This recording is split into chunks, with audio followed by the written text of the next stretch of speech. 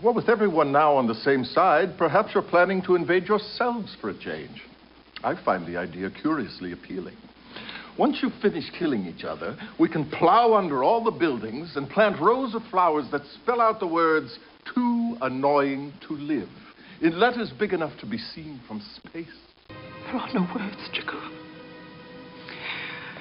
It was as if the universe itself had turned against us and said, die.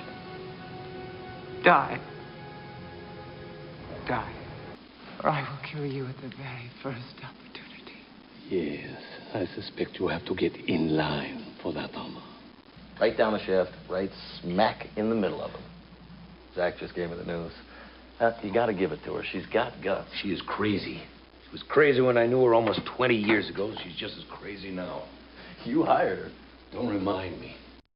On an all-new Babylon 5, while President Sheridan struggles to hold the alliance together, We start fighting each other. There won't be enough pieces left to work it out. Captain Lochley puts herself in the middle of a telepath standoff. If you care about your people, you have to come out now. We're not leaving. But when Bester and Psychor arrive to help, Told you they were trouble. things turn violent. They're killing in my name. Watch an all-new Babylon 5, tomorrow night at 10, exclusively on TNT. You have transmissions holding. Patch incoming signal. Full audio and video decode. Purple files accessed. What you are about to see has never been shown to anyone outside the Grey Council.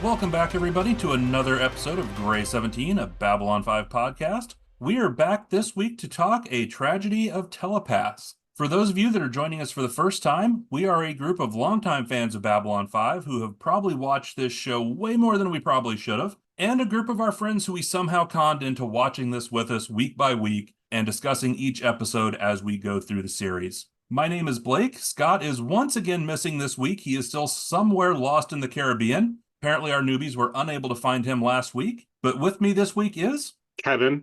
Nicole. Jessi, and nobody looked for Scott anyway. No, we don't care. Justin. Emily. And we do have a guest this week. We have our resident expert on radicalized orgasms from Down Under, Ryan. Welcome back to Grey 17. Yum, yum. Thank you. I'm here. I'm here to talk about a tragedy of telepaths and the guns that Lochley is packing underneath that shirt, huh? She's got some biceps, huh? Yes. Isn't she packing? But I'm happy to be here to talk B5 with you, to talk about the Byron arc, everyone's favorite arc. So before we jump into our questions and predictions... Oh, God, Jessi's already got her hand up. Hey, Ryan. Hi. Ryan. Hi, Justin. We forgot to have that HR talk with everybody before we started. Oh, this no. episode. Yeah. We don't listen to it. It's okay. Yeah. Ryan's used to it by now. Yeah, there's no And since HR on Babylon He comes 5. here to get sexually harassed. I was going to say, yes. if Blake is our HR manager, then you know we're screwed anyway. So. Right. Yes. So before we jump in, we do have another review this week, which, hey, it's another 5-star, folks. People actually are giving us 5 stars for a change. Woohoo. This one is from Stellar Shannon, and Stellar says, I'm genuinely surprised by how much I've come to enjoy B5, largely due to this fantastic podcast. The character growth in B5 is compelling, and I love getting to know the podcast hosts through their discussions. As a newbie myself, I appreciate avoiding spoilers, and I'm very curious about the Beyond the Rim discussions. Trust me, they're not all that great. Just ask Kevin. I mean, who wants to listen to us? Right. Wow. Okay. No, it's true. Just saying.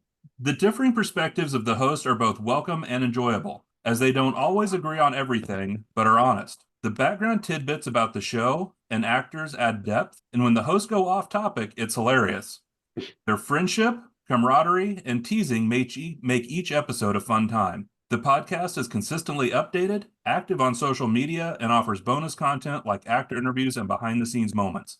I also love how they use original B5 promo audio and episode clips. Every episode, I look forward to the shenanigans, inappropriate jokes, and the inevitable derailing of the conversation. Thank you, Shannon. We love Shannon. Thank you, Absolutely. Shannon. At least somebody appreciates our bullshit.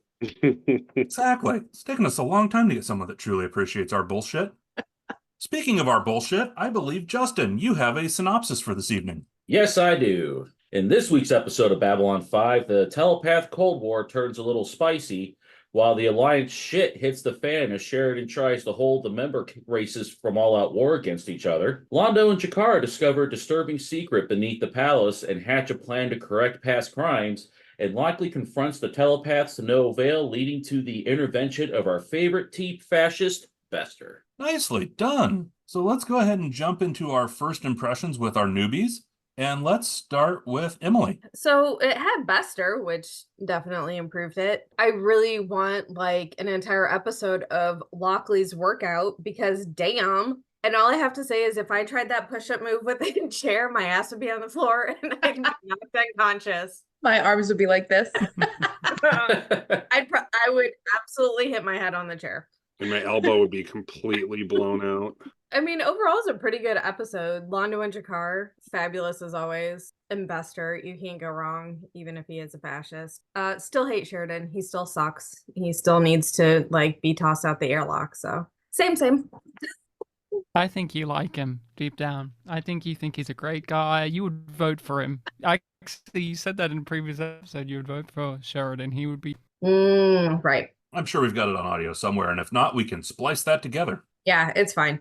I mean, you know, just because you vote for him doesn't mean you actually like him. Sometimes you're just like, you're the less shitty of the two. And that's what we're stuck with. Oh, that's true. I did vote for Joe Biden. Yes, pick the non-fascist because that's what we get. Pretty much. And how about Nicole? This was an interesting episode. I kind of liked that we got a lot of Lochley in this one with her captain's log in the beginning, her workout routine. She's kind of a badass. I can see now why Scott had such a crush on her because damn, we got to see a little bit more of her overall, not just, you know, without the clothes, but she looked great. We found out that Cartasia liked to wear his servant girls' dresses, so that was fun. We found out that Natoth was imprisoned, and I really liked the effort that was given to get her out. That was really cool. The whole Drazi and Bikiri and game thing with Sheridan and Delenn kind of annoyed me a little bit. I was just like, all right, come on, fucking move on from this. I'm over it, you know? Like, but overall, I thought it was a pretty good episode. I thought it was kind of I know this might sound weird, but kind of just like it was very apparent that this was a moving the story along episode. Like I feel like there was stuff that happened, but it wasn't anything that really stands out or that really like is like a oh my god moment. I mean, besides saving Natoth, that was probably the most pinnacle part of the episode. Just kind of bored with this episode. Justin. I guess I'm floating on my own raft in the ocean with my own Wilson volleyball because I actually thought this was a pretty good episode. I actually really liked it. I thought that this was a pretty decent episode for Sheridan. He kind of willed a little bit of authority and kind of, you know, threw the gauntlet down when he had to. So I thought, you know, compared to like some of the past portrayals of Sheridan in previous episodes, I thought this one was actually pretty well done. I like the fact that, you know, in past episodes a long time ago, we were asking whatever happened to Natoth. Now we find out. And I'm glad that she kind of got a positive conclusion, maybe, to her story. Lochley displayed some the fact that she has a brass set of balls and some body yaddy yaddy, because this is probably the most we've seen out of her in, you know, some time. And Bester's the character you love to hate. Yeah, he's a dick, he's a monster, but you can't help but love Walter Koenig's portrayal of it, and it just makes the whole series. So I thought this was probably the best episode of the whole telepath story so far. And Jessi, you look like you have some thoughts. Yeah, so not many, but here we are. Justin and I have it. We'll take over for Nicole tonight. We'll be the positive ones. I loved this episode. I had a great time. I don't know. I just enjoyed the whole thing. And what I really liked is even though it's titled The Telepath, what is it? The Telepath. Tragedy of Telepaths. Thank you. It wasn't entirely about the telepaths, which I really liked. So I have myself come up with some new titles for the actual episode. Give me 1 second. Let me just get my my notes up here. So the first one, I'm just gonna try these out, could be holy fuck, fucking Natath is back. Okay. Just throwing it out. Jessi, this was not on HBO at the time. It was on cable. There were rules. Let's fast forward to 2024, where we could now say, it's fucking Natath, right? Fuck you, you Drazi fuck. There's just trying that one out. Or my personal favorite, Hellllllo Captain Lochley. Motherfucker, she is hotter than shit in her underwear, and I said it out loud to my husband today. So I thoroughly enjoyed this episode a lot. I digress. Okay, so we've heard from our newbies. Let's get our first one's impressions on this episode. And let's start with our guest, Ryan. What you asked to be on this episode, so I'm taking it to mean you have some thoughts. I like this episode. I'm with the ones who like it. I'm on that ball as well. Of course, I chose this episode because I enjoy it, yes. I'm not a fan of the Byron arc. Most people aren't. Your podcast is different because the newbies actually seem to enjoy the Byron arc, but I like this stretch of it because it brings out a lot of conflict within the crew of Babylon 5 and the Interstellar Alliance. We see Lochley trying to make things better. We see Sheridan kind of flounder because he's distracted by other things. And I love all of the Londo and G'Kar stuff, especially because at this point they're friends, or they're making jokes, they're having quips, but it comes back to what Jessi has talked about a few times, which is it okay for them to be friendly? And this episode kind of challenges it. You think they're going to be buddies, and then a harsh reminder of what Londo has done comes back in. We even see footage from the Narn perspective of what Londo was capable of in the past, and we see G'Kar come back at him and say, I'm not okay with what you've done. We've got to correct this mistake. So overall, I like this one, and on rewatches, I've been a real big fan of Lochley as a character. So this episode serves really well for a day in the life of a big struggle that she has to overcome. And by the end of it, she doesn't overcome it. It's still going on. Enjoy might be a strong word for our newbies' opinions on the Byron arc, but... Yeah, we hate that guy, Koresh. Fuck that guy. Maybe at first, but he got tiring real quick. I never liked him and his stupid long hair. You've had lots of deeper conversations and musings about the Byron arc than most people do. Even listen back to previous episodes, you hear the first ones just immediately dismiss anything deeper about Byron because you just look at him and you just hate him already. Like most people, you just go, oh, this fucking guy. But to praise your podcast, you guys have tried more. And from what I've heard, you've actually got a lot out of this story than most people are willing to give it. That is true. We have had some very good discussions around it. So let's switch over. Kevin, your first impressions. I like this episode quite a bit. I don't mean to totally echo what others have said, but I think this is a good Sheridan episode. I thought he was kind of on his game in this one, more so than we've seen in a while. I don't think he's been written particularly well this season.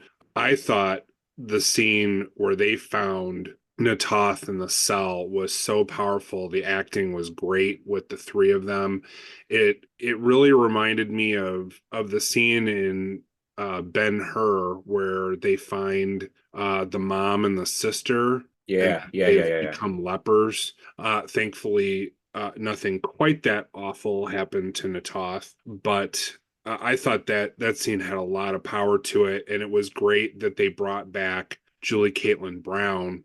All respect to Mary Kay Adams, I just thought that Caitlin Brown's portrayal of Natath was much better, and it was great to have her come back on to do this episode and let us know what happened to her, because she just did kind of disappear. And especially the Londo and G'Kar stuff, even though it got kind of heated in this episode, I thought particularly Andreas's portrayal of G'Kar was really great in that scene, especially. And if you ask Peter Jurczyk, he loves to do the old drunk lecherous Londo, so he thought this episode was a lot of fun. And, the Lochley stuff, while she is clearly badass and hot as hell, The other thing, if you don't focus quite so much on Lockley in the scene where she's crawling through, which I understand you'd want to, is the set design in that scene is really cool too. There's quite a story to that, which I won't get into now, but it's a very cool set design. Great episode. This is one that I've enjoyed probably the most out of the season so far, I think. Yeah, I don't know what you're talking about there, Kevin. I was only watching the set design in that scene. It was fantastic. Just Okay. great. So I also enjoyed this episode, and I will say that I have not actually watched all the way through season 5 in a while. Even when I've rewatched the series, I tend to get to season 5 and go find something else to do. But going back through this, I will say I am finding more in season 5 that I have enjoyed than what I remember going through it initially. And this episode is one of them. I really did enjoy this episode. I thought the story of it was really good. I thought it moved the story and some of the various threads we've had together. I think it moved the story along further, particularly with the telepath situation, kind of moving that beyond just hanging out in Downblow to actually doing something more than just hanging out in their little cult-like setting. So I appreciated that. I also liked the pieces with Lockley trying to almost do the captain's log entry of struggling with the whole situation and commenting on the worst reason you can give for taking a command is because a friend asked you and damn it, here I am type thing because her friend asked her to do this. And then we've talked about it before, but Londo and G'Kar on Centauri Prime, those two together. I particularly love them going through the hallway though, as Londo says, oh no, we're not going to hide. We're just going to be out there. And he's just the drunk, slurring his words, throwing everything around as they're escorting Natoth in this dress through the middle of everybody. Absolutely love that piece. The way he can just ham up any scene he's in. So overall, I really enjoyed this one. So Justin, you're not on that raft by yourself with Wilson. You have all of the rest of your imaginary friends with you too. And me. So where do we want to jump in with this one first? Do we want to start with Centauri Prime? Do we want to start with Telepaths? Or do we want to start with Lockley in Crawl Spaces? Drazi. Can we talk about the Drazi stuff with Sheridan, since it's very small? Sure. So let's go ahead and start with Sheridan and the Drazi and that whole clusterfuck of a crisis. Who wants to kick us off with that one? Go ahead, Ryan. Well, what I like about season 5 in particular is I think that Sheridan comes off very poorly, and not by accident, because he is not a diplomat and never has been. And so we see him struggle throughout the season to do that, but what he is a military guy, and in this episode he laments the fact that peace is not working out, and he doesn't understand why, that everyone's pulling at this and pulling it in a million directions, and his solution at the end of this is military might to impose his will upon these people. And the Drazi says it to them, says it straight to his face of, well, this could be your downfall. And I think it mirrors nicely with what we just had with the telepaths in the last episode, in which Sheridan's decision is, I'll bash their heads in. I'll send the police down there, and military might and my soldier-like ways will get us through any crisis. And I think that this season does a good job of kind of showing that bravado that got him through the Earth Civil War and the Shadow Civil War doesn't work out post-war situations. And this episode, you even get a beautiful conversation that I'm sure many people have an opinion about, of what Garibaldi thinks about peacetime and why it's less valued. Jessi. Ryan hit the nail on the head with the Garibaldi speech, because my husband had originally caught it. I guess I missed, while I was watching it, I missed what he was saying about why do we separate time by war and not peace. And I said, wait, what did he say? And he said, he explained it to me. And I said, oh, like that's really super, super deep. I definitely think Sheridan he's a soldier and he's from Earth. So what do soldiers do? They show their power by force. That's what they do. So that's all he knows. And so watching this whole plot unfold was very interesting to me, because I'm watching the Drazi, and my initial, like I was joking about earlier, my initial reaction is, fuck you, Drazi, fuck. Like, shut up and move on. I'm tired of seeing your face on this screen. But when you look at it at a deeper level, you see that everybody's just trying to do what's best for them. And Sheridan is trying to do, and I'm making quote signs for anybody that's not watching this on video. Sheridan is trying to do what's best for the Alliance, but Sheridan doesn't know what's best for the Alliance. So it's interesting to watch him stumble through this whole thing. Nicole? I think the reason why this arc or this storyline kind of annoyed me is because the Drazi annoyed me. I just he really irritated me, and every time he would like get up and speak and go off, and with the Bakuri guy, it was just too much. I was like, all right, calm down, like you're too extra, and I liked how at the end kind of Sheridan, yeah, like Ryan said, he's not a diplomat, right? He's a soldier, like Jessi said. So he took what he knew and he was able to kind of like transfer that skill and apply it to the situation and be like, all right, these are your ships. Great. Here's our ships. He was able to kind of parlay what he knows into a way to kind of like address the situation and basically just ask them for time that they weren't willing to give. So I think with the Drazi's reaction of how this is your mistake or whatever, this is your big downfall. I think he was just trying to flex. I mean, obviously they want to do what's right for their home worlds or whatever, but also like you signed up for this alliance. And one of the things that they said is you can't take action against another member. Essentially, it was in the Constitution they were saying. So it was interesting to kind of see that play out. And I thought that Sheridan handled it really well. And I really enjoyed the conversation with him and Garibaldi, not to repeat what people were saying, but when Garibaldi kind of laid that on him and he's like, do you really want an answer?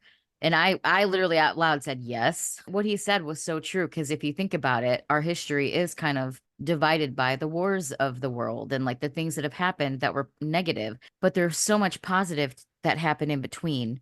But that's never highlighted. It's always separated by those. And that was a really great point that Garibaldi brought up. He said, people are waiting for somebody to fall. They're waiting to watch somebody crumble. And it's so fucked up, but it's so true because that's human nature. Justin? Well, to me, this is just reason number 10,337 as to why military leaders don't always translate to great civilian leaders. Because with very few exceptions in world history, military leaders don't always make great diplomats. And definitely we're seeing that with Sheridan. I will give Sheridan credit when he has to exert authority, stop being the diplomat and more being the commanding leader. He does a lot better in his role. Loose confederations are, while great in theory, don't always work out great in practice, as history has taught us too. Well, and keep in mind too, we've already seen the trajectory of the Alliance. If we go back to Deconstruction of Falling Stars, the season 4 ender, and there was that whole discussion. Remember, Justin, one of the vignettes in that was, what was it, 100 years on from the founding of the Alliance, and they had that kind of talk show panel that was really criticizing exactly along the point you're making with that first years of the Alliance and the struggles that Sheridan had pulling it all together. But we also saw through that where the Alliance ended up too. So we've sort of seen the future play out here. Now we're actually seeing what they were referencing in Deconstruction. Yeah, and it wasn't always a great outcome. So Kevin. Well, first of all, I don't think Sheridan would be really anywhere without Delenn at this stage, because if she wasn't there, his worst tendencies would be amplified. He's lucky to have her. And I think that's probably intentional too, although one hopes that he would grow into the role over time.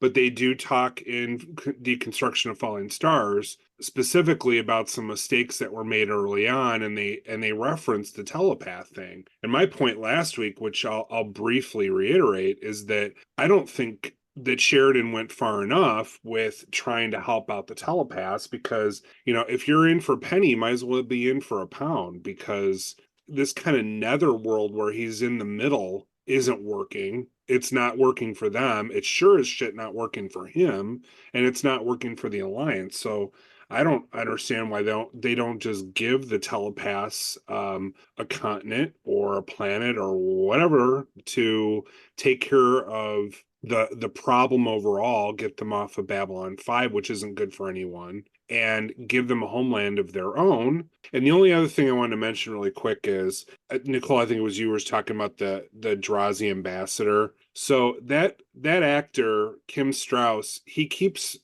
been in lots of episodes, but he typically plays the Drazi with the most speaking lines. And there's been a couple episodes where he's been particularly smarmy and, calling them Earther and stuff like that, which has grated a couple of times. But he's really good at that smarmy Drazi role, and it's kind of fun for me to watch, even though the guy's a total jerk. But it's fun. Ryan. Yeah, a lot of stuff said here about the Sheridan piece, and it's only small in the episode. And it's interesting too because Lochley's dealing with a crisis that she even says he brought to the station. He approved of this thing with the telepaths. She didn't. And now he's too busy to deal with it anymore. He's got other matters on his plate. And I bring back that Drazi's quote at the end because I think it's a show deliberately pointing to the fact that the method that Sheridan has used for seasons on end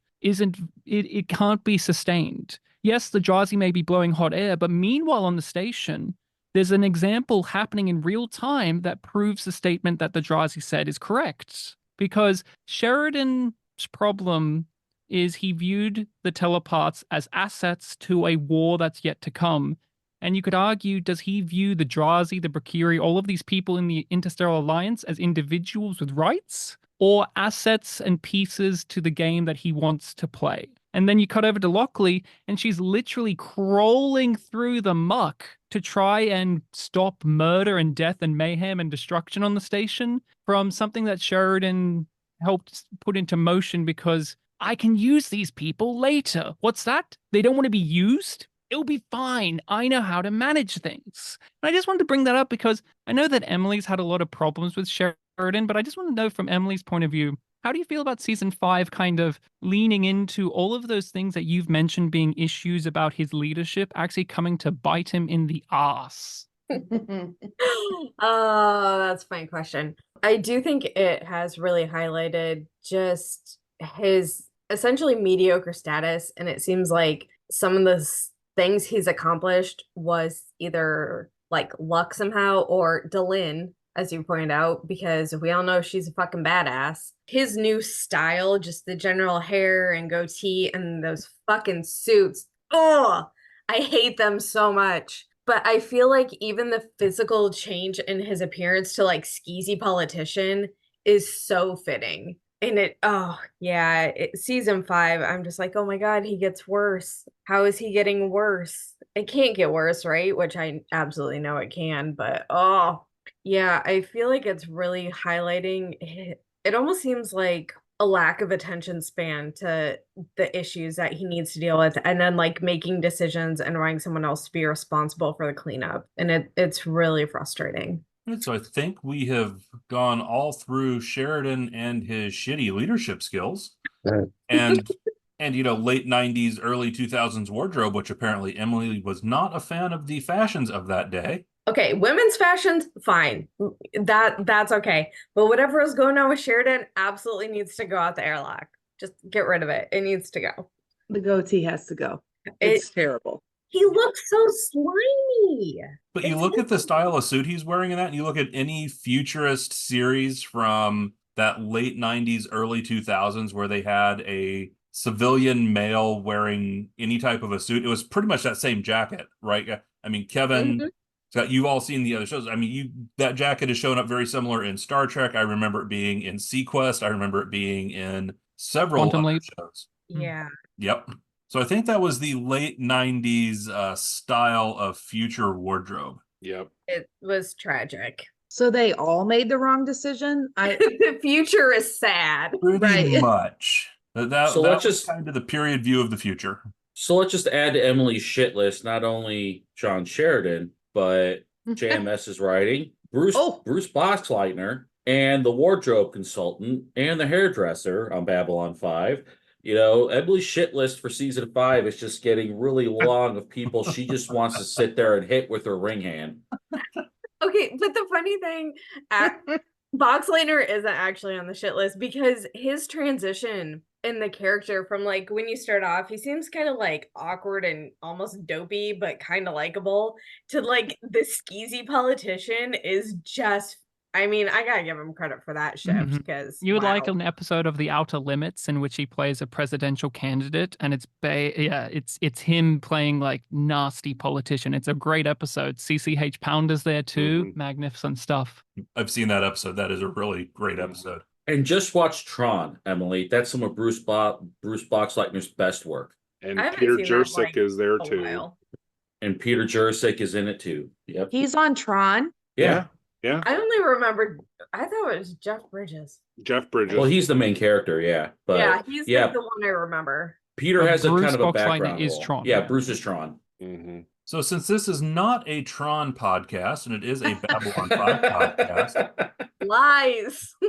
Well, if it was a Tron podcast, we'd have plenty to talk about because it was fantastic, but sure, okay. So how about we jump to, since you mentioned Peter Jurczyk, how about we jump to Londo and G'Kar on Centauri Prime? Oh, and I see Emily's hand, so there we go.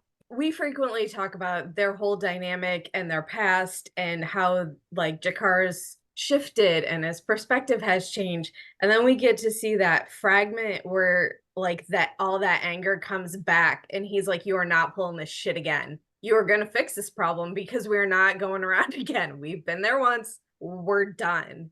And it was actually kind of nice to see that his chill is still there, but he is absolutely going to hold the line on what Londo can and cannot get away with. And like, all right, we found Natoth. Why didn't you know about her? What the hell happened? And I'm going to hold you accountable. And now I know. And I'm the one protecting you. So you better do it. You know, I really, really appreciated that. And then even Londo explaining like, this shit happens. Like the guy was watching the spot of ground because 200 years ago, someone was like, protect the first flower of the season and then forgot. And I was like, that actually kind of fits how many like laws and stuff are on our books because it made sense or didn't even when it was passed. And then we just like forget about it. So nothing's done. So then someone can bring it to court and be like, it's still in the books and hasn't been like, you know, repealed, overruled, whatever. So I just thought that whole dynamic from this episode was really cool. I will say, as someone who works in government, the concept of someone giving an order and 200 years later, there's still a guard standing there by this flower because, by God, that's how we've always done it. Believe me, it is not that. That may be the most realistic thing that Babylon 5 has ever depicted, is that in government, someone's going to give an order that doesn't get countermanded for 200 years. Yep. No, it's not just government. It's definitely bureaucracy, even at companies. Jessi. Even in my snake milking career, I have often come across well, that's the way that we've always done it. Okay, but that doesn't mean it's the best way. And it means that somebody just continues to toe the line when somebody else needs to say, hey, by the way, I don't think this is working. I loved this storyline. I loved the plot. I loved seeing Natoth. I was super excited that she was back. But even more so, I love G'Kar.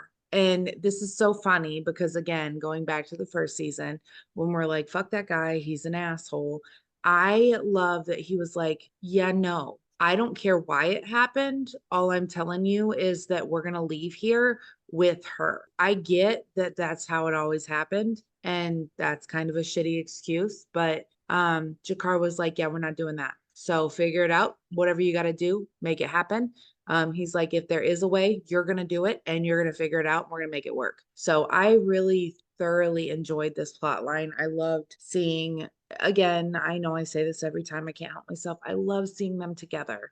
My husband said, why? I'm like, I love these two together. And he said, why? I said, because the chemistry and the chemistry mixed with the fantastic acting that both of them do, it just makes my heart warm, which takes quite a bit these days. So. And Justin. Just goes to show that even Elsa the Ice Queen can be thawed sometimes.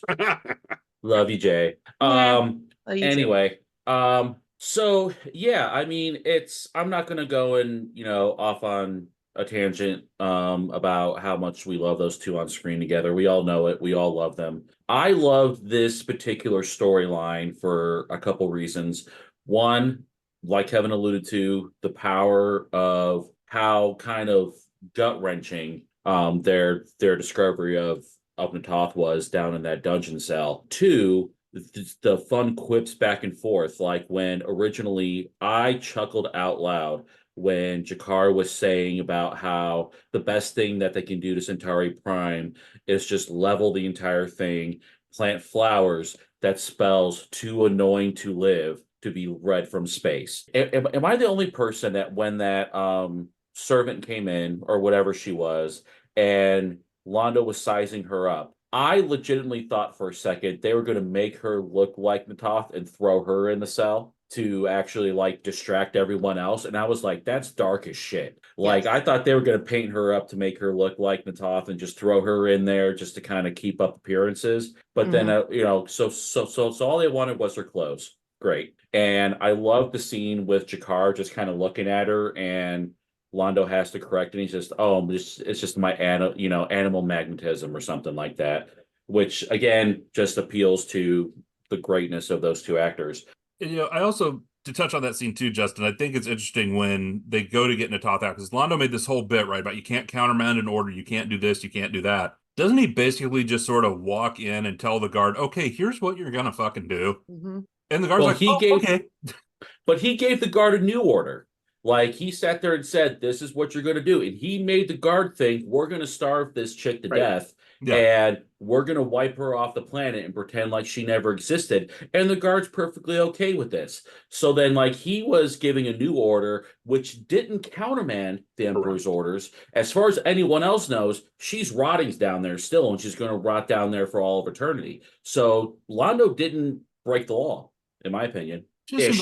That's the thing. There is an ish there. Nicole. Yeah, I just wanted to comment about how I thought the way that they got her out was really clever by putting her in the dress and putting the veil over her face and Londo acting like a drunk asshole. Like, it was so, like, it was iconic. Like, it was perfect the way that he did that. And it was funny when he, like, tossed the alcohol all over everyone before they walked out of the room and then just, like, acted like a fucking lunatic all the way to the ship. Like, it was so funny. That was probably my favorite part about everything, that he really hammed it up a little bit, and I just thought it was so clever and it was so smart. And you know, obviously they got her connected with an orange ship and she got to go home safely. And you know, G'Kar stood his ground and was like, you're gonna do this. And then Londo came up with a creative way to do it, and even he said, I can't believe I'm doing this, but he did it. And I think afterward he did feel good about it, because he even asked, is she gonna be okay, you know? And so yeah, that was probably, I just laughed the whole time that they were doing that, because it was so classic Londo, because that is his previous kind of iteration of being a drunk, loud, obnoxious, you know, person or whatever. So yeah, it was pretty funny. That was probably my favorite part of the whole thing, was just that moment walking down the hallway and yelling in that guy's face, and they were all just like, oh God, he's drunk, you know? And you know, he basically said, we're gonna do it in plain sight. We're gonna make a scene in order to be invisible. And I was like, that's so fucking clever.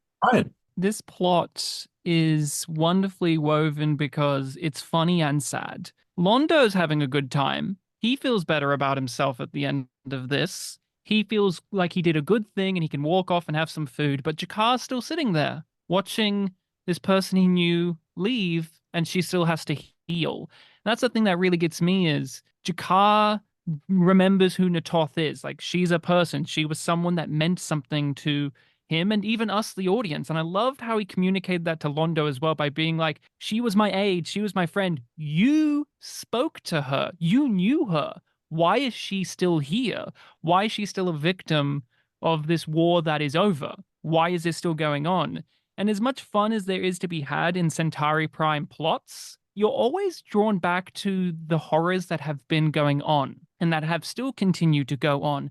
Kataja is dead, and yet he is Natoth still a victim of him because she was no longer entertaining. I was also really moved by seeing the bombing of Narn from the ground point of view, and then we fly up to space to see Londo in one of those gorgeous ships looking out the window, and then at the end of the episode, it's Londo and G'Kar in the window looking at Natoth leaving. And as a fan of the show, it's great just to have the character return. Natoth, because as a nerd, I care about those little characters. I care about those little characters who disappear and you want to know what happened to them. And to see the actress return, like the original Natoth, there's an extra layer of like emotion to it as well. If you're aware of it's her again, there's just a sense of nostalgia, a sense of longing, a sense of like what the show could have been if Natoth stayed the entire time. And we get closure on a lot of things, including Natoth. Like, who here actually thought you'd get to see Natoth again and get a moment of saying goodbye to her? Anyone? No. Not at this point in the series. I mean, it's been so long, I'm sure 90% of the people who would watch this that get to this point would have almost completely forgotten about her. It's like, oh, right. Now I remember. Wow. I did. Yeah. Yeah. I totally forgot that we even had, like, she was dead to me and we had moved on.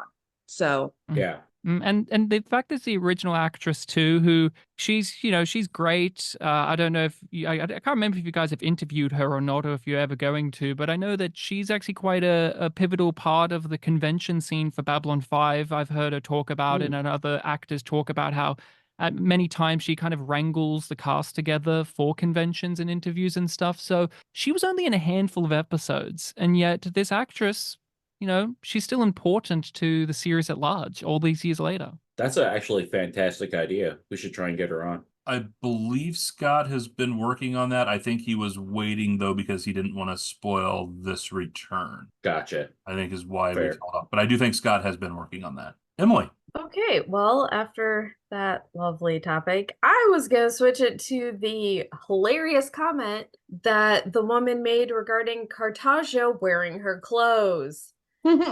Because, Londo tells her, takes her clothes, asks for her clothes, and she's like, yeah, okay, whatever. And she's like, but I don't think they're going to fit. And, like, I don't even remember him reacting to it. Like, I don't know if he wasn't listening.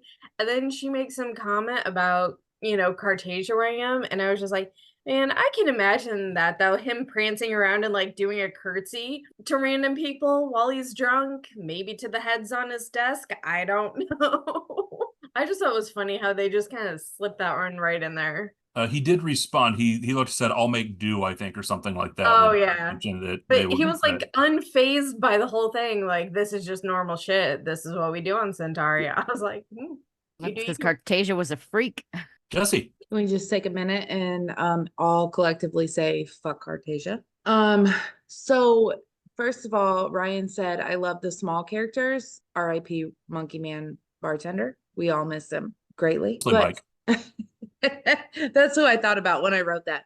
I absolutely love G'Kar's loyalty to her. So my husband asked who she was, and I was like, that was his aide. And that's somebody that we all thought was dead. And I personally am one of those ones that thought I just forgot about her. I know that's that's terrible, but I just didn't think about her after she disappeared. She was gone. We're moving on. But at the same time, I was happy to see her back. So it was exciting to see. It made me, I don't know, I liked this plot. Justin. Well, just two things. Remember that the Centauri are based off the Roman Empire, and those people did some freaky shit back then. I don't judge. Yeah. Everybody live your own life. Everybody has a kink. As long as you're an adult and able to consent. Yes, absolutely. If Cartagia wanted to wear women's clothing and prance around the palace, more power to him. I don't judge for that. But getting to G'Kar's reaction about Natoth, you could tell when Natoth was around, he really cared about her as a person, as an individual. But I really think knowing how G'Kar is now versus how he was maybe earlier in the show, correct me if my memory is faulty, but didn't he blow one of his aides out the airlock because they pissed him off? Am I misremembering? There was an original aide who did not. She just disappeared. Yeah, she had an accident in the airlock. That was just a way of describing why the original actor of his assistant disappeared from the show, because she couldn't handle the contact lenses and makeup, which is often the case. That's why you don't get many female Narns, because the makeup is already tough enough, but a lot of actresses do not respond well to the intensity of that makeup. We did talk about that. The fact that he cared about her that much, and the fact that the G'Kar that we know today, I think if it would have been any Narn that he knew, that was in that dungeon, he would have had the same reaction. Mm. So it was I do think that, like, if it was any of his compatriots from the ruling council or anything like that, or if it was somebody that he knew and cared about, he would have had that exact same reaction. And it was just his caring for his own people. And the fact that seeing one of his own people, you know, Natoth or anyone else, bound in chains for 2 freaking years down there, I think he still would have lost his shit, and rightfully so. I agree with you. I think that he still would have lost his shit regardless of what Narn it was. Because when he even said, only Narn likes, you know, is it Spoo? Yeah. Say it wrong. The fresh Right. Spoo. And that's when it dawned on him. Right. Yeah. Only Narn can tolerate fresh Spoo. And I'm like, oh, which Narn is it? I agree that he would have lost his shit regardless of who it was, but it was Natoth. Yeah. And that to me, and maybe that's just I don't know, maybe that's just a sentiment thing. Like that's a me thing. Like I was like, oh, it's Natoth. Because if it had been Bob, I'd have been like, okay, Bob's chained up. Let's get Bob out of there and move on. But he was already pissed before they went down there because he knew that there was a Narn prisoner down there and he wanted to go find them. Right. But listen, it's more, to me, I guess I thought that it was more serious because it was Natoth. Like Oh, and that's what made it like, more. No, I agree. That's what made it more heartbreaking for that entire scene because That's the thing. Londo knows Natoth as well, and Natoth is down there because Londo made it a thing that their planet was bombed back to the Stone Age. We get the shot again of him looking down at Narn, and you cut back to Londo in the cell feeling guilty because she wouldn't be here. And this was something he did. Mm-hmm. And that's where to me, we've argued. I don't want to rehash the arguments about Londo's redemption, but that just shows me where he honestly truly feels guilty for a lot of things, a lot of the crimes that he committed. And, you know, the fact that he took extraordinary measures at the risk possibly of his own life for being executed for treason in order to help her escape and get off planet and get back to Narn, you know, just tells me that it doesn't excuse him for all of his crimes, but he's at least doing his best to rectify what he can. Can we at least appreciate that Natoth is still got that feistiness? Because when she's alone with Londo, she remarks, "I would kill you." By the way, she wants to kill him. If I have the ability to, I would fucking kill you right now. She wants to kill him. Like as soon as you unleash those chains, if G'Kar wouldn't have come in, she probably would have attacked him as soon as those chains were removed. Good for her.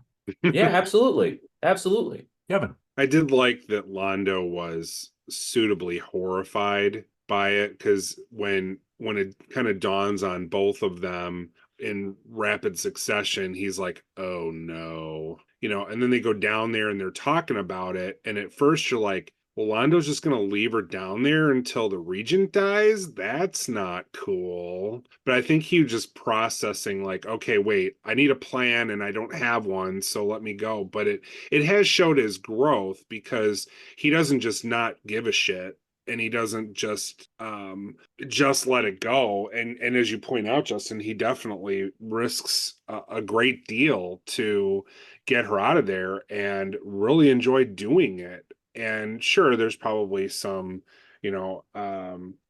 irreverent attitude there to, screw the man type thing going on. But it's also, I did a good thing. Like, I can't go back and change what I did, but at least I was able to get Natoth freed and back, and hopefully she'll be fine, type of attitude. To me, it doesn't show that he's totally a redeemed character, but it shows a lot of growth, and that's something. He still needs external people to tell him to do the right thing. G'Kar pushes him to do the right thing because his fallback position is, well, this is how it is. Which is how Londo's justified many of his actions in the past of, well, I can't change anything, this is how it is.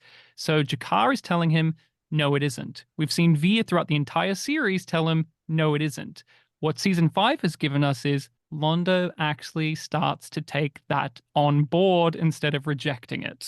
Jessi. So from the beginning, Emily and I, and I'll speak for Emily, have been the people that have been like, fuck that. I'm not gonna forgive that easily. There's nothing that this man can say or do to make up for the fact that he killed all of Justin's cats. Let's go back to that. So, but here's the thing, is he really that, like, is he really that pliable? Like, he went, oh, it's Natoth. But here's how, it's because that's how it is. That's what it is. It's been like this for, such and such, blah, blah, blah. And he starts offering all of these excuses as to why Natoth is still there. So while, yes, he went out of his way, he risked his ability to be the emperor to get her out. Thank you. That's the bare minimum in my mind, because like, if you killed all my family, and I know people like our people out in Facebook and stuff like that have been like, well, he didn't kill all of his family. He did. He killed everybody on Narn on purpose, did it with a passion. And so like, that's the bare minimum for you to do, is to get her out safely. But he didn't just get her out safely. He made excuses as to why she was there. So it just, I don't know, like, listen, love Londo and G'Kar, love seeing them together, but I'm not on board with the whole he's redeemed, everything's great. He's on board with like, making up for everything that he's done. Justin. I love you, Jessi, but I have to disagree with you on the fact that I really don't believe the assault on Narn with the rock throwers or whatever you want to call them, you could see him standing there and he looked horrified by what was happening. I don't think he liked what was happening. I don't think he had zeal with what was happening. He felt powerless to stop it. He ordered it. No, he didn't. Did he? No. He didn't order the initial murdering of millions and millions of people. Nope. I would disagree. He didn't do the bombing, but he did, at the end of season 1, know that the shadows killed hundreds of thousands of people, and he continued to use them even when Via said, don't do this, it will lead to war. His excuse was, that's just the way it is. It has to be done this way. Yes, he didn't get Morden involved knowing what was going to happen. Anybody? I don't think he knew to that scale. I don't think. But that's you fuck around, you find out with the mass drivers. It's like, a series of events led to the mass drivers because you were the one that pushed the dominoes in the first place, and along the way, everyone told you not to do it. Yeah, I'm Team Ryan on the argument, but he didn't order it, but he didn't try to stop it, and he should have known what was coming, and he made it possible for that to be ordered. Yeah. And he continued, and I agree with it was Rifa who ordered it. A plus B equals C here. Like, he continued to engage the dude that had the pocket in the shadows in his pocket. Yeah. So, I'm not disagreeing with you on any of that. What I'm saying is that he honestly, I think early on, saw the horrific consequences of his actions. And I do think he felt some kind of remorse for what was actually happening. But at the same time, even with his excuses down there in the cell, the Centauri civilization is very regimented. It is very ordered, and you can't go against anything without the penalty of death. And I think at that time, he was in self-preservation mode. And even down in the cell, when G'Kar was confronting him about, you put her here, you did this, you did that, and he's like, no, I can't do anything about it. I can't countermand the order. He is in self-preservation mode. And yes, it's not great. It's not good, but I think that he feels like he has to follow in with the Centauri hierarchy. So it's the same, it's inexcusable, but it's the same bullshit argument. I have to follow orders. And how many times throughout history has that been spewed out there? It doesn't justify their actions, but he doesn't like what he has to do sometimes. And that's the point that I'm trying to get across, is he doesn't do it with zeal. He doesn't do it with happiness or anything like that. He just feels like he has to follow orders. And even though he's maybe end up being wrong in it, he's not, finally he ends up coming around to it. But I just don't think he is 100%. He's not the 100% to blame for everything, I guess is what I'm trying to say. But he might not like it, but he still does it. Yeah. That doesn't make it culpable. right. I've never said he isn't culpable. Right. for the stuff that he does. Right. But I think Nicole wants to jump in here. Yes, please. So I'm not defending Londo, so don't come at me. But here's the thing. When Londo realized how awful the shadows were and how awful Morden was, he broke off. He said, I don't want to be involved with you anymore. I think he went into it not knowing how bad it was going to be. And he said in jest, oh, just wipe out the whole Narn world. And he didn't say it like an order. He said it in jest. And then they fucking did it. And I think he was like, oh, shit. And then he tried to break off with Morden. And then Morden got in bed with Rifa. So then at that point, I think that it kind of escalated out of Londo's control. I mean, Londo was the first domino pusher, as somebody said, but I feel like it escalated out of his control. So I'm not saying he's not at fault, and I'm not saying he's right or wrong, but from the beginning, I do think, even though he had a moment of time where he was a little bit of a monster, he's always showed a little bit of remorse, I think, at least. Okay, we're going to do a quick round of final thoughts on this one. We are an hour in and have not even got to the main substance of this week's episode. Kevin, you said you've got a quick point on this one. My hope is that Londo's wheels were spinning in that cell and that he was going to come around to doing the right thing without having to be pushed, and that he just needed to formulate a plan, but I could be absolutely wrong. Yes, you are. I say, everyone who thinks Kevin's wrong, yo. Sorry. Okay, Emily. When Londo was going through the whole explanation, I was trying to figure out if he was trying to like excuse it as like, it's fine, or just explaining how fucked up their bureaucracy is. Right. And because he seemed frustrated by it. Like, there are things that happen because they've always happened, and then you figure out it's stupid and we don't need to do it anymore. And like, this is absolutely one of those, because someone made a decision and then they forgot all about it. And I've been kind of struggling with Londo for the entire series, and I don't like his actions. I'm not sure you can be redeemed after committing genocide. And he's had like those dreams and the prophecies about his future. And I've been wondering how much of it is he feels like so much of it out of his actual control, like he cannot make different decisions, or if he has seen enough to realize the end isn't great, but if he makes a different decision, will it be worse somehow? If he had made different choices and he wasn't there for G'Kar to be on Centauri Prime, for them to figure out that Natoth is still there, like what could have happened to her, and just some of the other things that have happened. If maybe there never would have been essentially a ceasefire treaty between Centauri Prime and Narn. And I can't decide if there might be a part of him where there's a lot of his choices are actually just fear-based of, I don't like what's happening, I don't want to do it, but if I don't do it, will something even worse happen?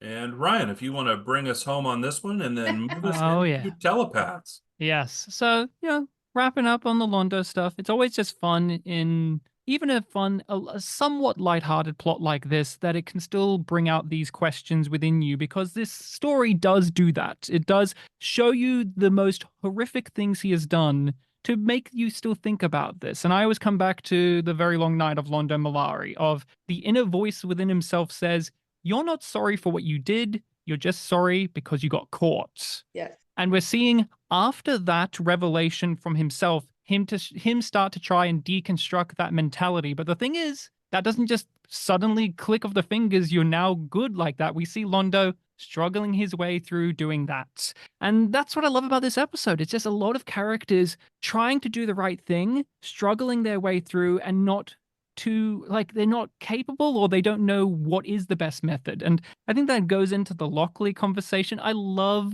the opening of this episode, not just because we get an amazing workout routine from Tracy Scoggins.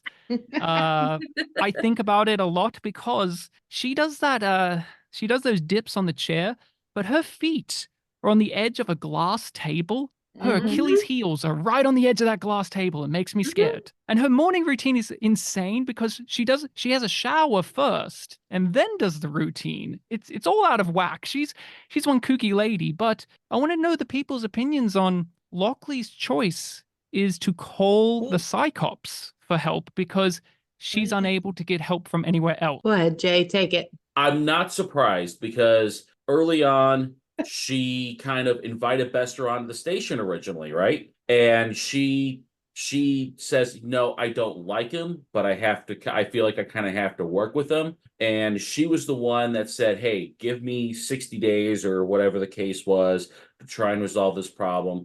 If I can't resolve this problem, then I'll call, then you can come back in. And so she did it. So none of that surprised or shocked me at all. And, to her, the fact that she had to call for help from Earth Dome to begin with and have Bester brought in was just her holding up her part of the bargain with him from several episodes ago. Jessi. I hope you're ready.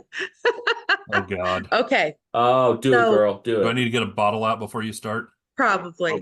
The name of the episode is A Tragedy of Telepaths. And let me say this with a little bass in my voice. Nobody gives a shit about the telepaths. Let's move on. No. Kevin. No. This episode was originally titled Cat and Mouse. And apparently it was just a working title according to JMS, but it refers to the stuff between Zach, Sheridan, and Lochley and Byron throughout, this storyline. And it is not my favorite storyline either. I've dogged it a couple of times. The Byron character is many things, including kind of annoying in spots and kind of culty. But he also seems to really have everyone's best interest at heart, particularly the telepaths. He doesn't want to see anyone get hurt. And it truly pains him when people do get hurt in this episode. And in this one, Tony Dow directed it, and he really wanted the violence to be as brutal and as realistic as possible. And I think he did a pretty good job with that. And it really shows that, this whole situation that Byron has tried to shepherd through has not gone well. And I don't think it's any one person's fault. It's certainly not Byron's fault. He's tried very hard to keep this peaceful, but it has not worked out well. And Lochley calling probably the worst person that she could have called, not a great decision in my mind. Cool. You are muted, Nicole.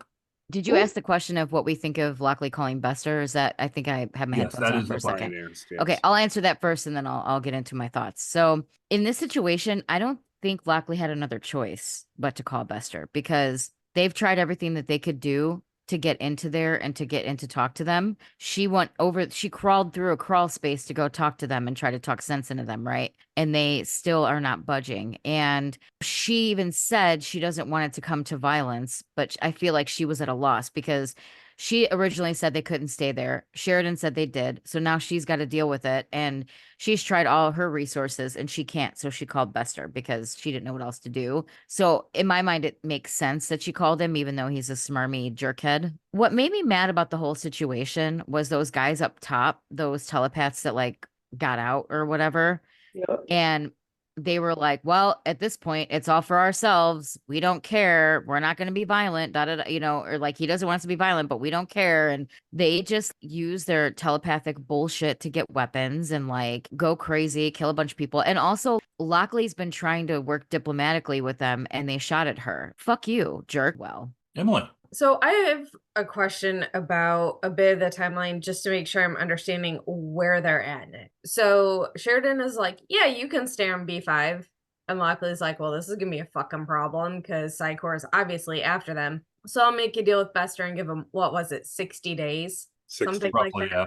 Okay. How far into the 60 days are we? Because at some point they knew if there wasn't a solution, she was going to have to contact Bester. They knew at some point that was happening. And I kind of understood it as she's giving them 60 days for Sheridan to figure this shit out, and he's not doing it. Well, it wasn't so much that she gave them 60 days. She came up with what she called like a health and safety thing, where it was like there's a 60-day quarantine on them that they can't leave. Right. She came up with something to basically buy some time, like, you got this time frame, but something needs to be figured out. And I felt like she kind of kicked that back to Sheridan, and Sheridan's just like, I don't know. I think we're roughly maybe about a third or to a halfway into it. I was going to guess a half, but that's just roughly somewhere in that time mark. Because I was trying to figure out the time frame of like how much longer could they have had they not tried to do this blackmail thing that obviously wasn't going to work out. And then Sheridan's like, track them all down, and they're like, we're going to barricade ourselves, and it's spiraling. So basically, had they not screwed and had the revolutionary orgasm, they might have played this a little differently. Yeah. Well, and Byron's decision to try to blackmail them was really bad. For someone who can read minds, it seemed really uninformed and unaware. Yeah, like read the room, jackass. He does not have enough charisma to be a solid cult leader, is all I'm saying.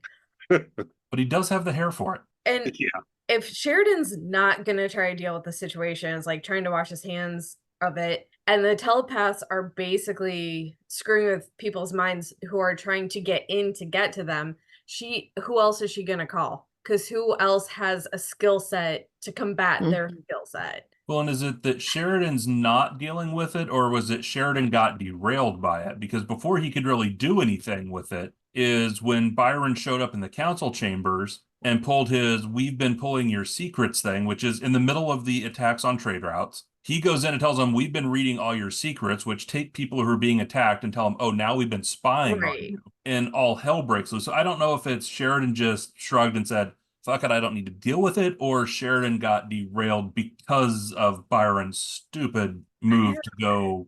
Well, I have opinions on this too, because I think that... So... Byron, I actually have a little bit more sympathy towards at times, because they expressly stated what they were about and no one listened. They said, we don't want to be used. We want to live freely.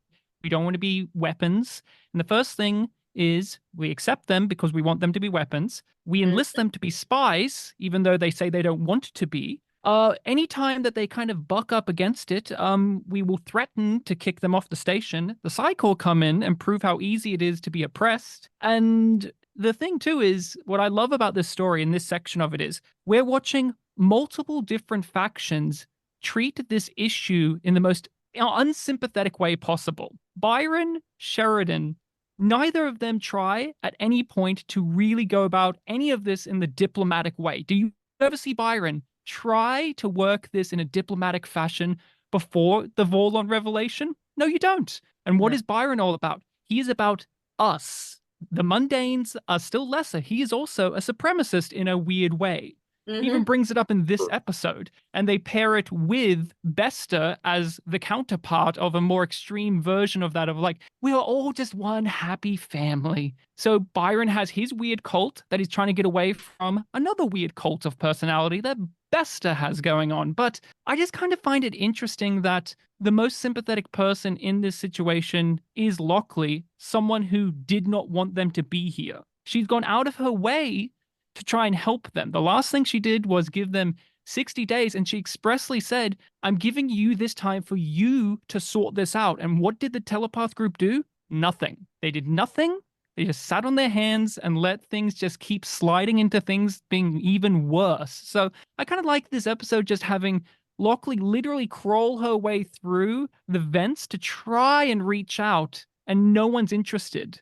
It's like Sheridan's speech. Everyone's pulling in all these different directions because they want things to fall apart. Yeah. Oh my God. Just give them what they want. Yeah.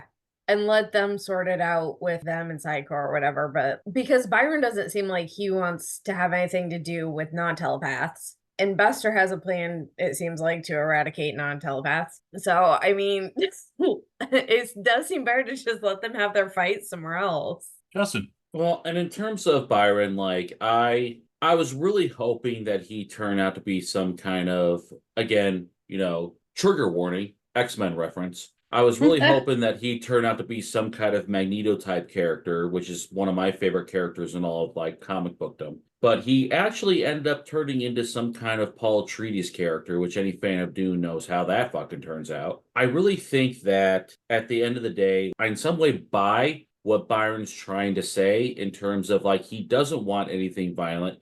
He just wants their own homeworld, everything like that. But at this point, he has completely lost control. He is no longer in control of the situation.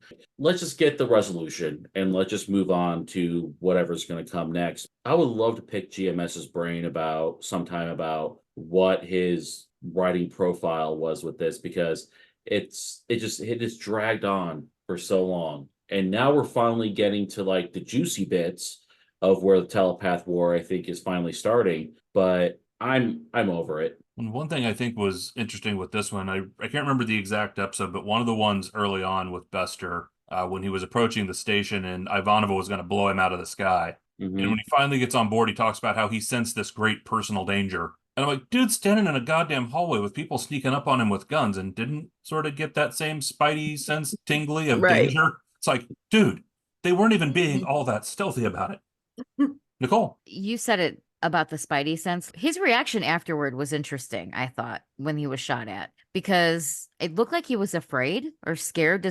Do they not go into combat? Like, because they probably don't fight with guns and stuff, right? They're usually doing mind shit, right? Is that why maybe he was freaked out? But it seemed like he was really freaked out after that happened. And I thought it was kind of dickish about how those are your people. I don't care. Like, fuck you, bro. A life is a life. So that kind of really made me mad. My thought was about they want a homeworld, right? And this is where it might seem questioning. Do they just think that the Alliance or Earth or whoever has just planets laying around, or like countries, or just laying around to give out to people? Like, where do they think these worlds are, or these planets are? I mean, I know it's vast and shit out there, but like, how do they think everything isn't populated by something already? And then secondly, if they do get a home world that they take over, they're probably going to have to kick people out, for one. And two, why do they think that Bester and the fucking telepaths aren't going to come for them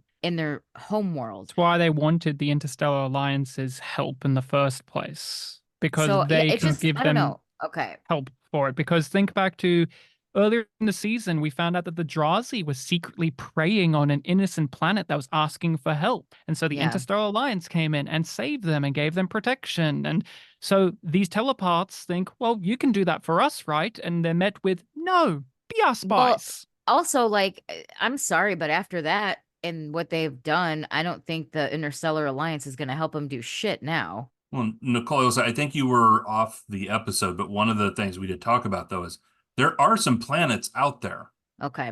that are open, because there was the Markeb who were wiped out by a plague. Their world is still there, which Yeah. Sheridan destroyed the jump gate to it because of raiders, but the planet is Right. still there. The Vorlons have left their homeworld. It's still presumably somewhere out there, but I think for planets, there would be options out there if, to Kevin's point, there was a will to have done it.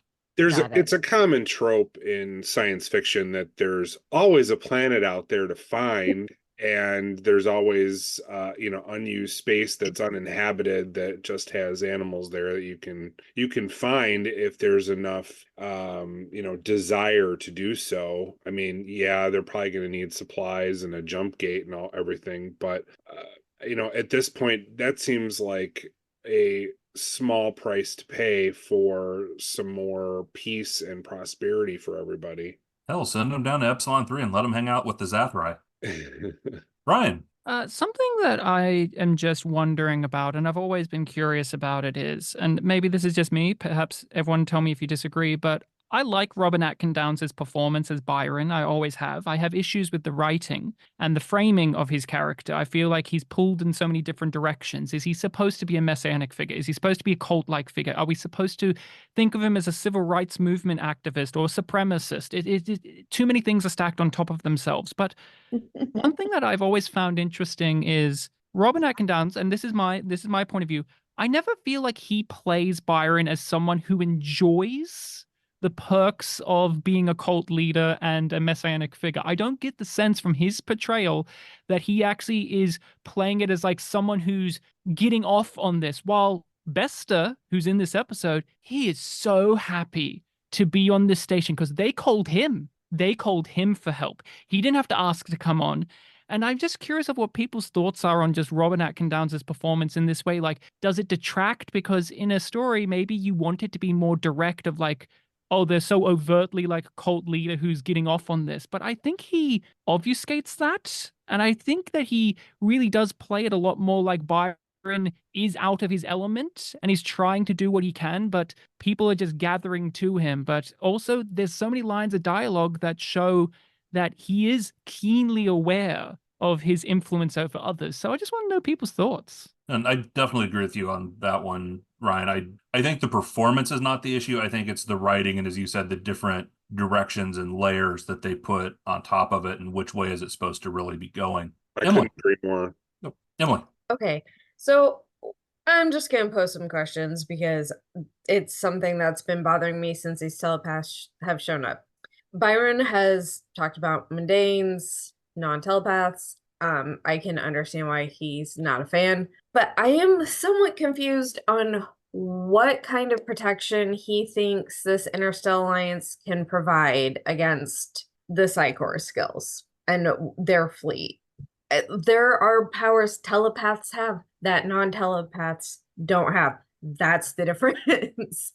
And as we saw, all those telepaths were behind the wall and Bester was able to block them. Somehow, I don't know if he was working more on like the brain of the guy trying to get through the wall or working against them. I don't know how it all works. But there's a part of me that's like, what are you expecting from non-telepaths to do to protect telepaths if there's a conflict between two telepath groups? I have a quick point on that. I thought that was super plot convenience theater there because we saw an episode where a group of rogue telepaths was able to block Bester and make him think that a bunch of bullshit happened that didn't. And yet this scene, you know, it's the reverse, that a whole group of telepaths can't block one P12 Psychop, and I just found that to be just because they didn't have eye line. Writing. They didn't have the eye line. That's why they could defeat him before, was because they were all looking at him, holding their hands, and Talia had her special gift that made her extra strong.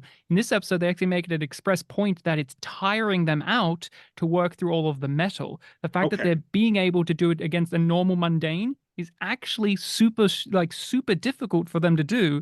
And I think Emily kind of hit it off. I read it more like Bester was working on the guy himself, who, by the way, don't you feel sorry for that guy? He died. He was like, no, please, I don't want to die. There's a bomb. And then he just gets shot to death. And then Bester's like, it's one of yours. It's one of your filthy mundanes, one of your people. Also kind of funny that Zach Allen, a few episodes was the Mr. Those people. Now he's getting that spat back at him and he doesn't like it. Or Zach. Right. Don't you dare talk about Zach. I love him. I love him too. He's one of my favorites, but come on. Ryan's stepping in the shit with that one. Go on, Nicole. To answer Ryan's question about his acting, he's a fine actor and he does a great job with what he's given. He really makes you hate him. So the fact that he's taken what was given to him and he's made a meal out of it and he's really sabered it and acted it. You can't take away the fact that the guy's a great actor. He really made his part believable. So that I will say, I don't have a problem with him as an actor or him personally. Just the Byron character gets under my skin. Ryan? I have a struggle with the telepaths in general in this series because it's the X-Men thing to bring it up again of you're making an allegory of minorities or persecuted people, but also they're Nazis. But also they're Jews, but also they're this and they're this and they're this. And then Byron comes in season 5 and you said it, Nicole, you hate him. Are you supposed to? I always wonder that the question because isn't pretty much everything he says correct? Like what he's wanting is equal rights, and yet it's framed in a villainous manner. It's framed as creepy. It's framed as being almost unfair of him to ask. And Emily was asking, like, what can this interstellar alliance do about it? It's like they're an interstellar alliance of several other species that have figured out how to deal with telepaths. Why can't they help? Why can't anyone help? But then on top of it, you have like this weird sex cult aspect to it. And I just can't square that. I just can't figure out, like, does that detract from the telepath thing in general? Because are you supposed to feel sympathetic towards telepaths, or are you supposed to feel antagonistic towards them? We have season 5. They come in and they have Bester and Byron.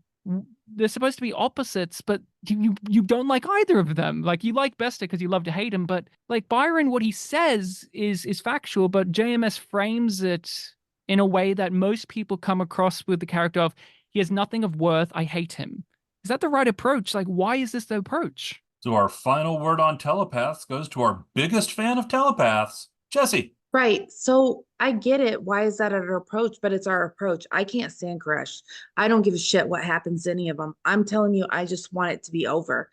Whatever happens with them, I want A or B. I don't care which one happens. But it's dragged on. And I thought today, being the name of the episode, was going to be the final solution, and it wasn't. It had nothing to do with them. Like, we saw a couple episodes or a couple minutes of them here and there, and then everything else was way more enjoyable. I don't give a shit what happens to them.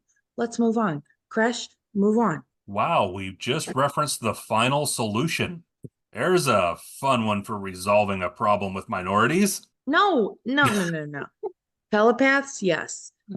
Don't drag me into your bullshit. That had nothing to do with anything else but telepaths and Crush. For those who would like to send your comments, you can find us on social media at Gray 17 Podcast. We would love to hear your thoughts on that one. Don't send shit. Mind your business. Move on from it like we need to with the telepaths. So let's go ahead and move into our questions and predictions section, where we're going to give our newbies a chance to ask all of their questions, make their predictions for what's coming next, and then we will go beyond the rim, where we will answer their questions and maybe comment on some of their predictions. So let's go ahead and start with Justin. Questions and predictions. So I actually wrote down my questions and predictions this time. My only question is, will we see Natoth again? Hopefully. I hope we do. I really hope we do. Prediction 1, Bester will end up committing genocide and slaughtering everyone down there in Brown Sector. I think he will just take all of them out because they're all rogue telepaths. The job of the Psi Corps or Psi Cops is to root them out. And I think he's just going to go gangbusters on them. And then prediction number 2 is the Keepers who I think are behind all of the attacks on everything and trying to split up the alliance. I think this is a coordinated attack by the Keepers who will end up trying to break up the alliance so that they can take over. I guess question number 2 would be, how does Londo end up taking the Keeper versus trying to avoid it? And Jessi, questions and predictions. Okay, now that you've made me sound like a racist, listen, I don't have any questions. My predictions are that Bester comes in and nicely takes everyone into custody with no issues, no deaths.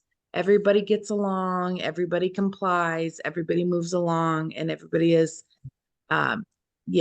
herded ethically and taken to a place that is good for them. I think we just evacuated animals from a lab. Yeah. I was like, the final solution, and herded came out of Jessi's mouth. I hate you all. Listen, edit all of that shit out because I'm not trying to be any part of that. Scott, leave it in. Like you had to ask. You guys are trying to make me listen, don't cancel me. I am just specifically talking about telepaths. Oh, please, if this show hasn't been canceled already with some of the things we've said. Emily. I feel like there's so many questions but mostly it's just like, how much fucking longer are we gonna have to deal with this? The season, the telepaths, whatever, just all of it at this point. But one thing we didn't talk about with Bester is what's going on with his lady friend and what access of shadow technology have they maybe been utilizing? Because let's be honest, Bester's fucking crazy and he has evil plans. And if his woman can't be saved, would he utilize whatever tech she had on her from the shadows to then use it against this group of telepaths or anybody else? Because we know the shadows haven't gone, well, their minions have not gone away. The shadows may have left, but they left their little minions behind. We know they're on Centauri Prime. We know they were working with Psychor. We don't know how many are still left and where they're at. So do we ever figure out what happens to her? And does she become basically a weapon for Psychor? And Nicole, questions and predictions. Question, I guess, is what's going to happen next? Because obviously, with the bloodhounds coming in and things coming to a fever pitch or a boiling point, is this going to end this telepath arc or is it going to continue? Prediction wise, I don't think Bester's going to take everyone out. I think they're going to kill each other. I think Bester, Byron, all the telepaths, bloodhounds, I think they're just going to wipe each other out. I think that Bester's not going to make it through this. And I don't know if Byron is either. I think Leto might take the charge with the creepers that are left and be the new Jesus of the group. But that's what I think is going to happen. I think the shit's about to hit the fan. Did you say that Bester's not going to make it? I don't think so. I don't think he's going to make it. Let's make it happen. All right, so that concludes our questions and predictions. This has been the Gray 17 podcast with our special guest, Ryan, talking about one of our favorite episodes, one of Jessi's personal favorite episodes, A Tragedy of Telepaths. Hosting in Scott's place again this week has been Blake, and with me is... Kevin. Nicole. Jessi, and don't forget about my conspiracy theory corner. We'll be right back to that. Big Daddy Bear Justin. Wow. Emily. And Ryan. Hey, Ryan. Hi, Jessi. Were you upset that Londo made a lady take her clothes off? Were you getting mad? Were you pounding your fist on the table saying, no, none of this sexy time on my show? No, thank you. I like sexy time. I just don't like... You don't like Sheridan's sexy time? Yes.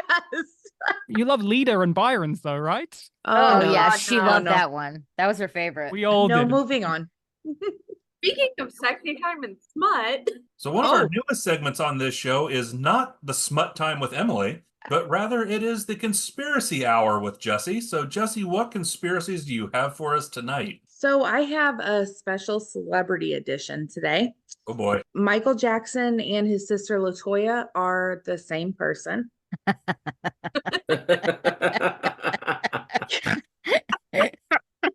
This is going to be a little dark. John Benet Ramsey, we all remember her, is actually Katy Perry. Oh, I've heard that one. What? Yep. What the fuck? Right. Seriously? People are weird. Stephen King killed John Lennon. I think that we had a couple weeks ago that the government killed John Lennon, but it was actually Stephen King. Oh, this one goes out to Andrew. Stanley Kubrick faked the moon landing, and Britney Spears was an instrument of the Bush administration. To do what? Who fucking knows? So there is actually some basis for that one. Apparently, in some of the black site torture camps, they played Britney Spears music to oh no. as part of the torture for people, which, having heard a few Britney Spears songs, right, I can understand it. I can get what might be considered torture. The Bee Gees are just out there making albums and you can't use some of their shit. I like Britney and the Bee Gees. Oh, So I want to go back to the whole John Benet Ramsey thing. As we all do, Justin. So, fuck, like this one we really want to ask questions about. Okay, so it makes sense because Katy Perry's father was a hardcore preacher. John Benet Ramsey's parents were preachers. Have to think about that. Let's save this for the special. We will discuss further. Yeah. Can I add one more celebrity conspiracy theory that I know? Yes, please. Me too. Okay, Avril Lavigne is actually dead, and that's a clone in her place right now. I read that one earlier. Yes. Oh, yeah. Yes, the Paul McCartney type conspiracy. Oh, wow. Oh, that was a good Netflix show. Yep, he's dead too, by the way. I have an Aussie one, if that's okay for everyone. love So we had a Prime Minister, Harold Holt, who loved to go swimming at the beach every morning. And one day, while in office, he never returned. He disappeared. And the conspiracy is that he swam to a Soviet submarine and gave them information that would benefit them. Or a Chinese submarine. It's always a submarine. He swam to a submarine. And the fun ender of this is, here in Melbourne, there's a swimming center dedicated to him, which I think is very tasteful to a man that may have drowned. Or was That's a spy. Or was a spy. On that note, I'm going to bed. If you need a good smut read, I recommend Neon Gods. And now at this point in the show, it is time for our newbies to pull a Harold Holtz and get the fuck out of here so we can wrap this up. All right. Good night. Bye. Bye, Ryan. Good Bye, night. Ryan. Thanks for joining. Bye, Ryan. Bye bye. Bye. Bye, Ryan. Bye, Justin. Oh boy. Oh boy. Thank you for listening to Grey 17, a Babylon 5 podcast. You can find all the places to listen to and watch this podcast at anchor.fm/Grey17podcast or youtube.com @Grey17podcast.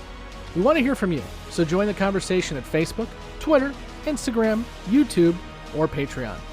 Be sure to subscribe and leave a review where you are listening to or watching this podcast. Grey 17 is not affiliated with, and the podcast has not been prepared, approved, or licensed by Warner Brothers or any other owners of the Babylon 5 copyright. All clips included in this podcast are the intellectual property of the respective copyright holders. They are included here for purpose of review, and no infringement is intended. The opening and closing themes are available from Falling Matter on YouTube. And what's out there? The rim, And beyond that? the truth.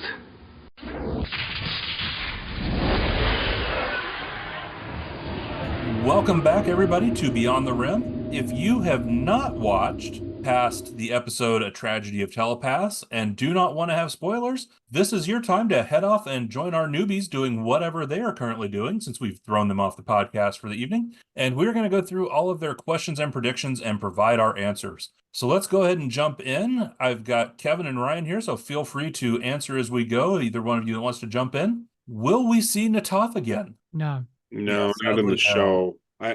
I think there was one or two things I saw in Expanded Universe that was a story or two about, but certainly nothing in the show. Yeah. Yeah, he's hoping if we get more animated stuff, they can bring her back, because that would be a great medium to have things going on. Yeah, and Julie Caitlin Brown's still around, so. So if the Keepers are behind everything, how does Londo end up accepting the Keeper willingly? Well, Yeah. he's got to do it to save Centauri Prime. Mm-hmm. Well, it will really hurt Justin later, because his reasoning is he has no choice. He has to, or else he'll go like this. Oh, I had all the choices, but none at all now. Oh, poor Justin. I'm loving how he's clinging to, like, no, Londo's going to be fine. Let's talk about our good friend Bester. Is Bester going to end up using shadow tech against his enemies? No. Nope. He does No, not go really. that route. He doesn't. The Shadow's other allies do, which leads to our second question of how many former Shadow allies and their tech are still around, which that we kind of touched on last week. We're going to find out quite a bit because when they finally figure out what's going on with the ships attacking the Alliance shipping lines, they find that there's shadow tech on them. They're not actually being piloted by Centauri. Plus, the Drakh have a few other nasty things up their sleeves. Oh, yeah. And Crusade deals with, I think Emily was kind of getting at this idea, but she put it on Bester. But we find out that in Crusade, they were kind of working towards the idea that Earth still had shadow technology and was like creating their own weaponry and ships and stuff. And that was going to be a furthering of this idea of like what happens if people, like the servants or even humanity get their hands on technology that's beyond them. Mm-hmm. And do we ever find out whatever happens to Bester's lover, the one who is a popsicle with shadow implants? I don't think they go to that storyline again, do they? I think there's a point where they send her back to Earth to be dealt with, but we never see or hear about the conclusion of that, right? Unless it's in a book. I think there's some in the book and some of the expanded stuff, but nothing in series. So what kind of protection does Byron think the Alliance can provide against the Psychor? Yeah, I suppose if they had given them a homeworld, the Psychor just would have screwed with them, which didn't occur to me till just now. Yeah, because they could have easily infiltrated if it's open to any telepath. There's a lot that could be interesting with that if that got expanded. Yeah, it's that thing of Sheridan said from the very beginning of the campaign against Earth that he was not interested in rearranging or even dispensing with the system that was already in place. He just had a problem with the man in charge. And the Psychor is a system in place that he's never been interested in actually taking away or deconstructing or truly destroying. And so this alliance on paper should be able to at least help out an injustice going on. Like, these are people who are walking up to the alliance and saying, we're slaves, can you help us? But the thing is, the guy in charge of it is not interested in that from the very beginning. He doesn't trust telepaths. He doesn't want them around. Except if he can get something out of it, a la, Garibaldi's grand plan. So yeah, it's a pretty dark, sad storyline. Yeah, and like Sheridan said, like he expressly doesn't have a big issue with the telepaths individually. Like he trusts people more than organizations, but he has never had any grand desires to actually do anything about the corrupt system at Earth. His whole thing was, I'll take down the guy in charge and then they'll sort it out, because it always sorts itself out in the end, doesn't it? Mm-hmm. Sure it does. So speaking of the telepath storyline, one of our questions was, what happens next, and will the storyline continue, or is it almost over? Well, Byron bites it next week, so... Remember Byron. Remember Byron. Or Remember try him. not to, as the case may be. Free Byron. But I did like your sentiment, Ryan. I do like Don's portrayal of the character. I think the problems here are more about how it's written, as you pointed out very well. Is it weird to you to remember that? And I don't know if the character is supposed to be, but Robin Atkin Downes was like 20 years old when he played this role. Does that reshape anything in your mind about like Byron is like a 20, like just over being a teenager trying to run an entire colony of freaks? Yeah.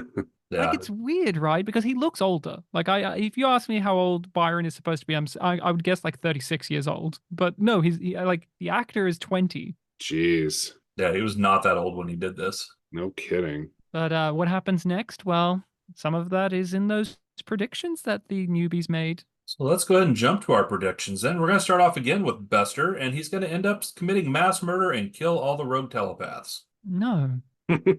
He doesn't kill them. He makes it in a way where that happens, but he doesn't, because his whole thing, and I think the newbies don't quite get this with like Bester's reaction. I always interpret it as Bester genuinely believes that they will fall into line because his way, the Psycho way, is the correct way. So them shooting at him, it disturbs him because don't they know I'm trying to help them? I'm family. They're resisting now, but they'll certainly understand. So even as a psychop, he's not all about just like massacring them because they're filthy. He genuinely thinks I can reform them if I bring them in. He's so delusional. When we get that episode later, the core is mother, the core is father. That is brainwashed into them in a way. So Bester and Byron will not make it through the crisis, and Lita will take over as the telepath leader. 2 out of 3 ain't bad. Yeah, pretty much. Bester sticks around. We're going to see him again, but Byron bites it, Lita takes over, and there we go. That's it. It's a different thing, though, of Byron kills himself. It's not a case of like they kill each other. It is Byron just kills himself and his group. He chooses that option because he thinks there's no other way. Yeah, which we'll have to chew on next week. Yep. But they sing their song. And thankfully, I won't be here for that episode, so y'all have fun with that. So the Keepers are using the Centauri fleet attacks as a coordinated effort to attack the Alliance so they can't take over. It's in parts there. The Keepers, or the Drakh, they're not interested in taking over the Alliance. They want to cause this chaos so that way the Centauri get pushed out and they can enact their revenge and plan on the Centauri.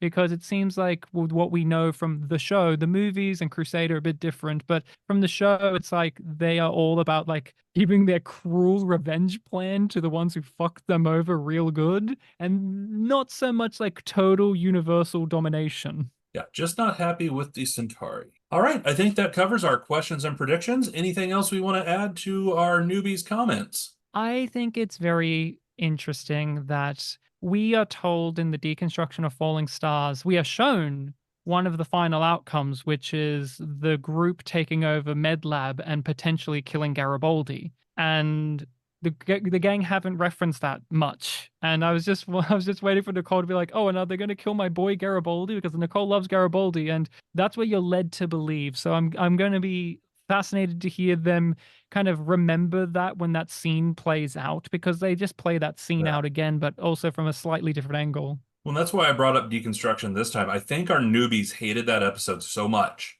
They really did not like that episode. I don't think they're looking at it as actually having any look into season 5. And so that's why they've not referenced it a lot. Yeah. And it did make a subconscious impact, because Nicole was talking about it and I didn't bring it up because I wait for here, but you are underneath all of the Byron stuff. You are not on their side because you have been told that they are going to become terrorists who may kill one of the main characters, and that all of this will spiral out of control. So that's also present with Byron from the very beginning, because you are told beforehand that this dude and his group are never going to be good news. Well, while I understand their sentiment about not being wild about deconstruction, they also tend to have kind of short memories about stuff. So they don't unless they super latch onto something like the whole what was it, Bureau, well, that too, Bureau 13, is it? They kind of move on. Well, they didn't latch onto that. Justin clung to that for like the door at the end of Titanic. Fair. I just no, this has been fun. I'm so curious because obviously this is recording ahead of time. We're listening through the podcast. I haven't heard the previous episode, but listening through the podcast, the newbies have been very actually proactive in this story of the Byron stuff, and even sympathetic towards them. They may not be now, but there have been times during that discussion, and I could even hear in first one's voices a level of frustration about it, because it's so easy just to say, nah, fuck it, Byron, he sucks. But then you guys would have some of your most meaningful conversations brought about by moving past that. So I'm kind of extra excited to hear how that has evaporated entirely in an episode, because now I'm here and everyone's like, it's dragged on so long. But where I've been listening, just before Day of the Dead and beforehand, everyone's kind of like, oh man, there's a lot here to think about and chew on, and there's a lot of points being brought up, and maybe Byron's actually kind of got something going on to now just fucking end this, please, which is where most of us start from with the Byron stuff, but they actually kind of get right near the end to that point. I think you're right, Ryan. I think it is the very last episode where they kind of were like, all right, we're done with this. And as people we had Blake on for an episode, and you were very much like, no, I don't want to I don't want to have to entertain the whole let's think about Byron deeper. But how has it been for you guys with just having to kind of appreciate the Byron stuff a bit more, because you have newbies' eyes that don't have that baggage as much as we do? Have you appreciated the Byron stuff a bit more? Just slightly. I too want it to be over, although I don't like the Garibaldi alcoholism storyline either. So I'm just never been a wild fan of season 5, but I won't be sorry after next week when this is much less of a thing, because I don't consider the writing having been super great in a couple of key aspects, and I am ready to move on to something else. And I would say, like I said earlier too, is I've got a lot more interest in season 5 going through it this time, but I actually I'm glad as it is written that the telepath story as it is ending. However, I appreciate more where it had potential, and I almost think where it suffered is they compressed it too much into the handful of episodes here in the first half of the season that it's been in. Because we've had a few episodes that didn't focus on it too, and we're only 10 episodes into season 5, and we've had a few that didn't heavily focus into this. I almost think that if they could have tightened up the writing and streamlined it a little, this storyline actually could have gone along longer and had more dynamic and depth to it than I think what we're seeing, which is where we have the problems. And I think that's what you pointed out, Ryan, with you look at the character of Byron, and you've got all of these things that are stacked on top of each other, with the messianic thing, the cult figure, the sexual aspect, all these different pieces of it, where you never really get to flesh any one of them out into a developed detail. They're just sort of this piled on, and you have to muddle your way through it. Oh, then they reveal in his final episode the reason why he's like this, which is he is Bester's protege. He's his right-hand man.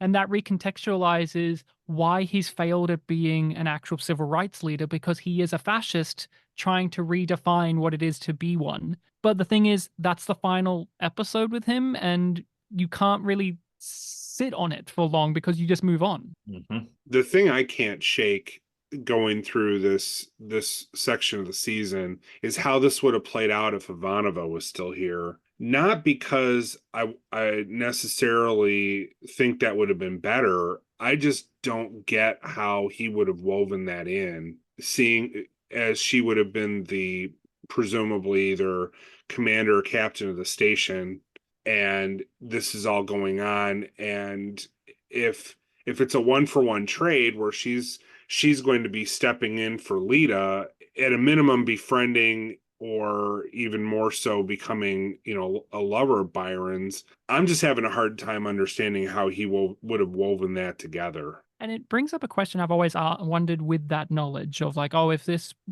Claudia was still here, she would have been given this over Lita. What would Lita have had then? Because in a way, this is a perfect combination of she's been treated like absolute garbage by the characters, and so she falls in line with this group. It makes sense. You may not appreciate it, you may not like it, but it makes sense. But if it was Ivanova, what would happen to Lita instead? And then it brings up this question of like, does JMS have much sympathy for Lita as a character? Because going from this point forward, he frames her as the villain. She wears all black. She's like, give me money, and all the characters are like, she's bad now. It's like, guys, do you know what you've done here to this woman, by the way? Yeah, they've you're right. They've treated Lita terribly, and that's why her section of this works so well. Well, Ryan, thank you very much for jumping on. A pleasure. Great discussion. We always like having you. It's been a joy. I had a great time. Anytime I get to talk to everyone here on this podcast about some B5, it's always a pleasure. And this episode brought out a lot of discussion from a standpoint where most of the people, like some of the people, were just like meh on this one. But that's the thing about season 5. They have meh episodes, but then once you actually are forced to talk about what it's dealing with, you can actually have a really meaty discussion about stuff. Yeah, and we've had definitely some of our, I think, better discussions out of some of these episodes in season 5. Mm-hmm. So again, thank you, Ryan and Kevin. For those of you that are somehow still sticking with us, make sure to come back next week when we will be discussing, they will be discussing Phoenix Rising. Until then, I have been Blake, and with me has been Kevin. And Ryan, remember Byron. Just don't spray paint it on our wall or give us a 1-star review when you do. All right. Thank you both. Pleasure. A little depressed about the inflation rate. And hemlines are going down again, but otherwise... Shut up!